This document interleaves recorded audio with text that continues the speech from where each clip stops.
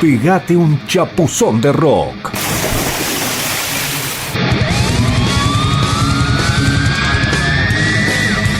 Verano 2020.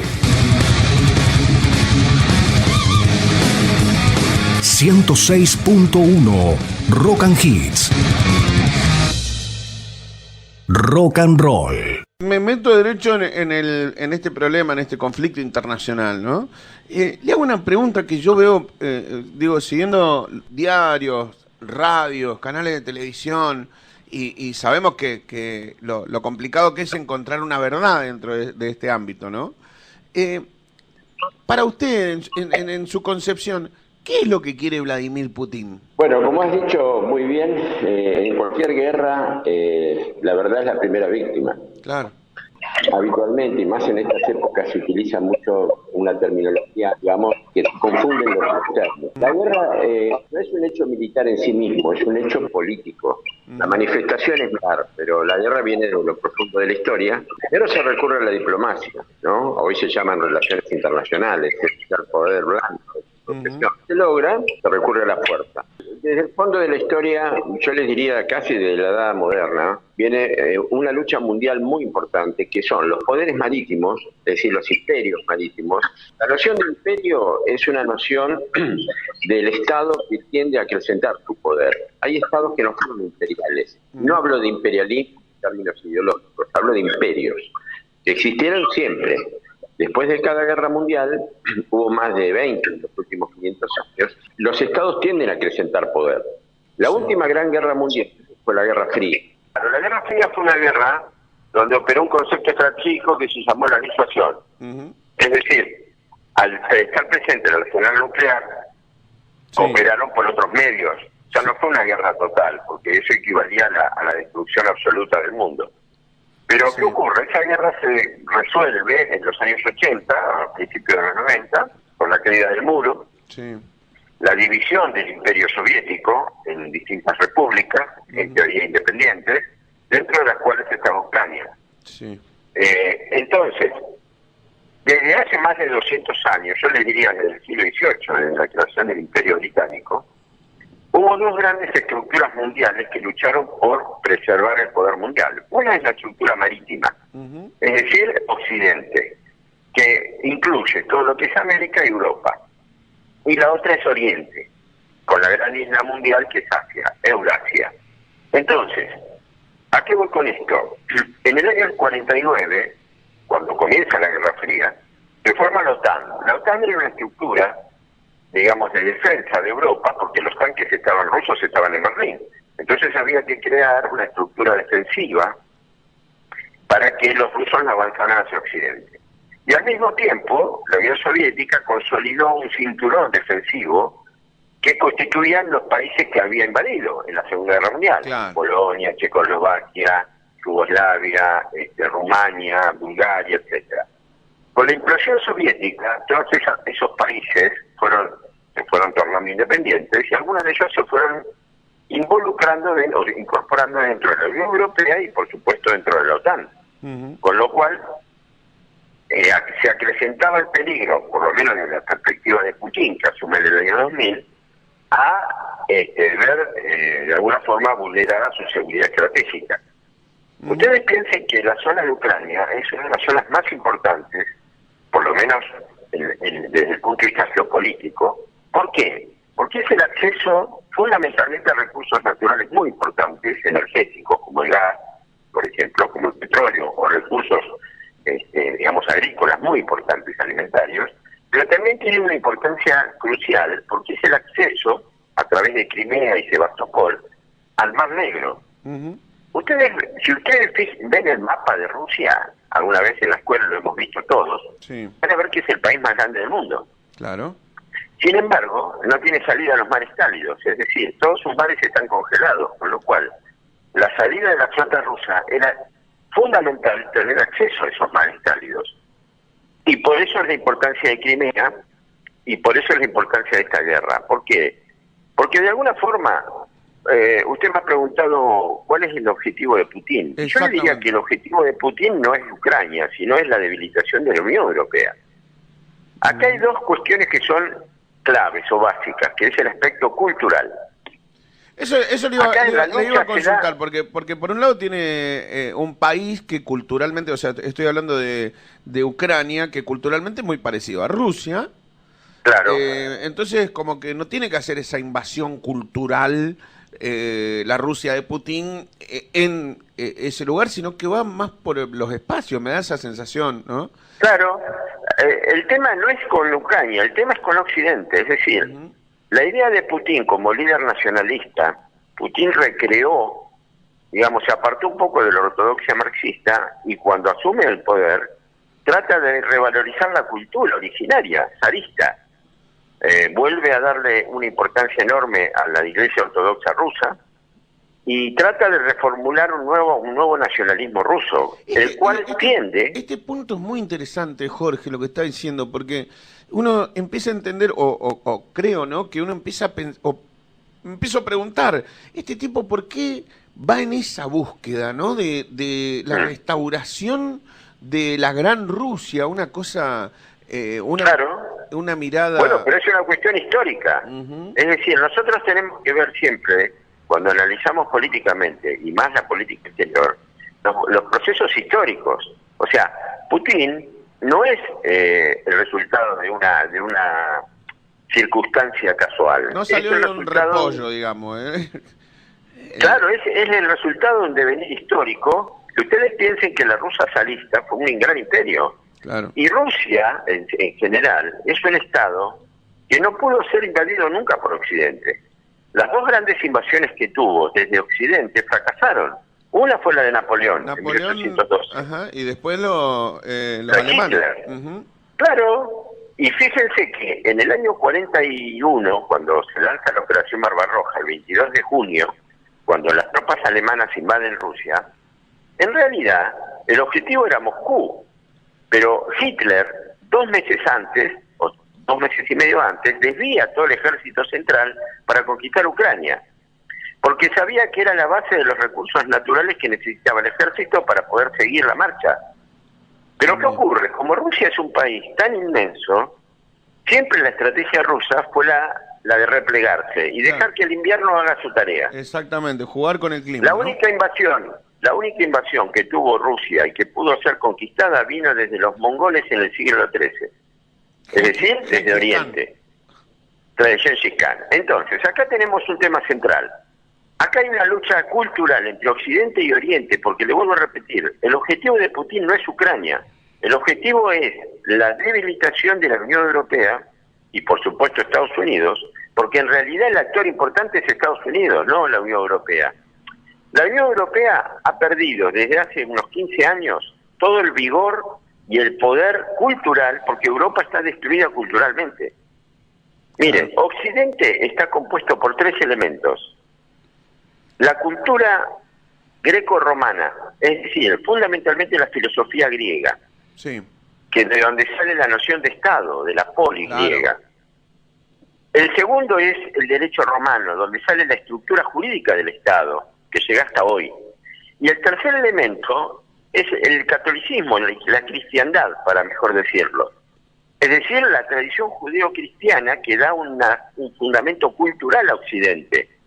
Asia es otra cosa. Rusia o China no es lo mismo. Claro. No sé si nos entendemos. Es otra, no digo ni bueno ni malo. Ahora, yo lo escuché a usted decir que Occidente está fácil de conquistar porque no tenemos muy claro quiénes somos. Exacto, porque la cultura es lo que da identidad.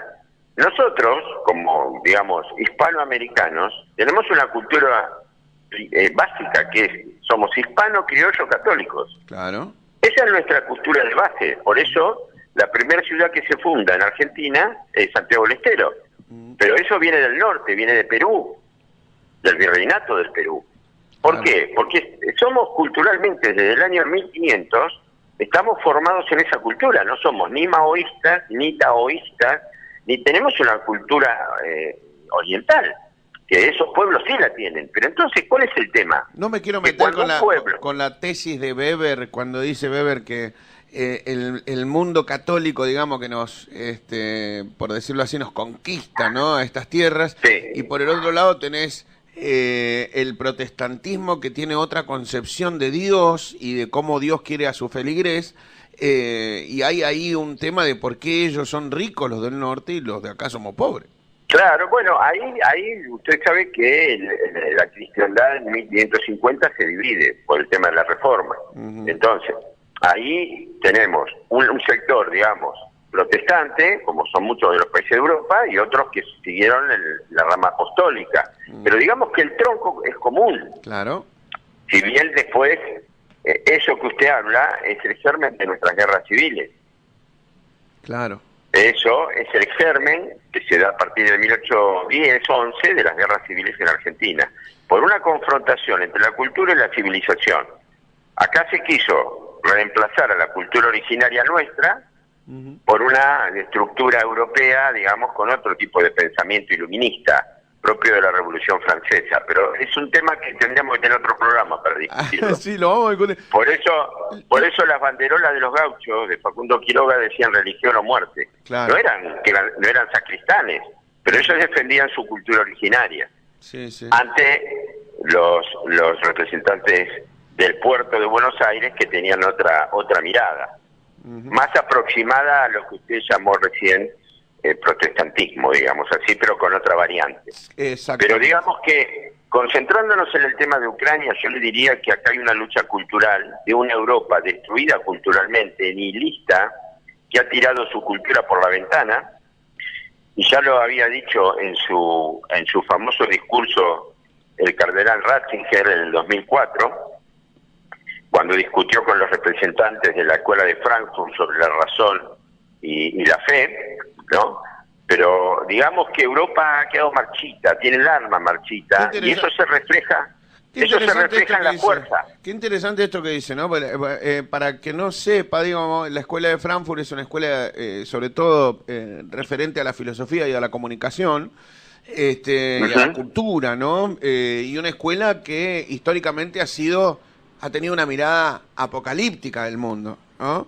Sí, y ha tenido una destrucción, ha tendido a una contracultura.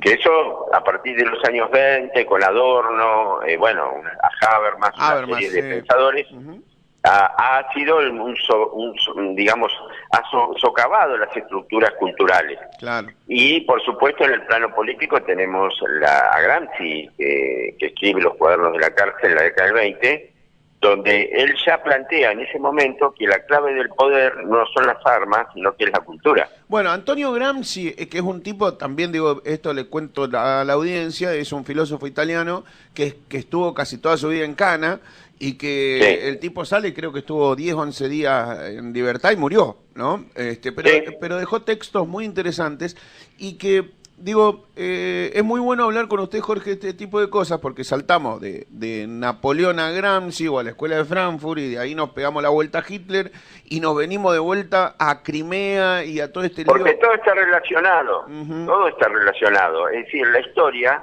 es un concatenamiento de acontecimientos como una cadena de bicicleta que son eslabones que están unidos. Si nosotros analizamos un fenómeno actual, eso tiene un devenir histórico. Por ejemplo, el tema de Hitler con la invasión a Rusia, él desarrolla una maniobra previa, que fue lo que hizo Putin en estos años, una maniobra de guerra híbrida. En ese momento los hablaba, ese término es bastante moderno, pero digamos que Hitler en el año 38 y 39 conquista Checoslovaquia y Austria sin disparar un tiro. Claro. Precisamente utilizando los mismos argumentos que utiliza Putin hoy, diciendo, ahí hay gente, hay pueblos, hay un sector de la población que es de origen alemán, y por lo tanto yo quiero representar a ese pueblo que está sojuzgado, etcétera, etcétera, y utilizó una gran campaña de acción psicológica para que el pueblo de Austria lo recibiera con flores. Exacto. Ustedes recuerdan las imágenes cuando él entra... Y funcionó porque lo recibieron con flores. Claro, por eso, y es más, por eso utilicé la frase de Vergesio al principio, porque, por ejemplo, el ascenso de Hitler al poder se da después de Versalles, es decir, de la destrucción de un poder industrial que tenía en principio Alemania a principios del siglo XX y que provocó la primer gran hiperinflación del siglo, que fue en los años 22-23. Por eso surge Hitler como restaurador, de alguna forma, del espíritu nacional alemán. Claro. Lo mismo está ocurriendo con Putin. Le dice a la gente que le va a volver a poner el plato de comida en la mesa y la gente confía y lo apoya. Lo mismo que pasó acá con Alberto, que dijo que nos iba a llenar las heladeras, ¿o no? Y sí, bueno, comparar a Alberto con estos estadistas es comparar... Alberto es una persona bastante limitada en sus concepciones políticas y mucho más en el aspecto estratégico. La conferencia que tuvo, o la entrevista que tuvo con Putin una semana antes de la invasión, de decir que le abre la llave a través de Argentina, de América Latina, es el despropósito más enorme que he escuchado yo en mi vida, de un presidente de cualquier país del mundo, porque, digamos, decirlo en el ámbito privado pudo haber ocurrido 40 veces, pero públicamente, o sea, en directo ante las cámaras de televisión, claro, ante un avesado Putin y una persona que fue miembro de los servicios de inteligencia estratégica de Rusia, es prácticamente un suicidio político. Pero además que hablando de estrategia, en realidad se equivocó, sí, porque en realidad la puerta de entrada es China, no Rusia. Claro. Hablando de estrategia y de propaganda, ¿no?, que es un poco lo que está sucediendo en este momento, aparece una información de que están encontrando armas de tipo biológico, o sea, lugares en donde se estaban fabricando armas de tipo biológica en Ucrania, o sea, el mismo verso que nos hicieron los yanquis con Irak.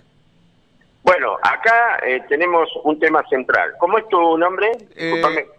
Roberto Zamarian. Roberto, el tema es este.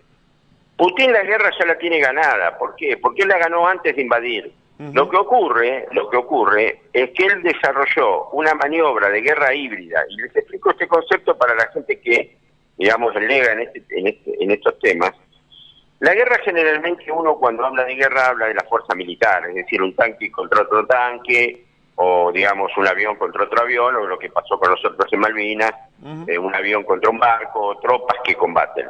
Pero el concepto de guerra híbrida significa que no solamente se utiliza la faz militar, que se utiliza en un porcentaje, digamos, menor, sino que hoy las comunicaciones, y esto, por ejemplo, lo que estamos haciendo ahora, influye sobre las mentes de las personas que están escuchando. Vos sabés muy bien que la comunicación implica una relación entre el emisor y el receptor. Por lo tanto, todas las personas que escuchan un mensaje están haciendo una representación en su mente de cierta realidad, ¿no? Entonces, el poder tiene 5 grandes factores, como la caja de cambios de un auto. Tiene el factor militar, el factor político, el factor económico, el social y el tecnológico. Depende de qué factor utilice yo, voy a ir mellando la voluntad de mi adversario, de mi enemigo, si es una guerra. Entonces, la guerra híbrida combina maniobras de desinformación, maniobras de acción psicológica, maniobras económicas, maniobras de tipo social, de ingeniería social. Bien,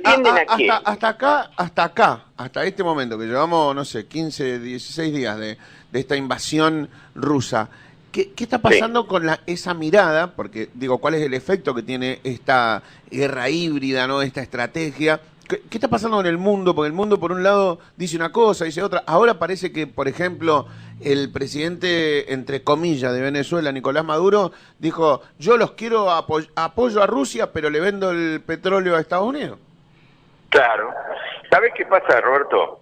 El tema es que, fundamentalmente, yo el otro día di una conferencia en Europa sobre la guerra de Vietnam, y les expliqué por qué Estados Unidos había perdido la guerra de Vietnam, siendo la principal potencia militar mundial, luchando contra un pueblo de campesinos que comían raíces. ¿Cómo puede ser que haya perdido la guerra?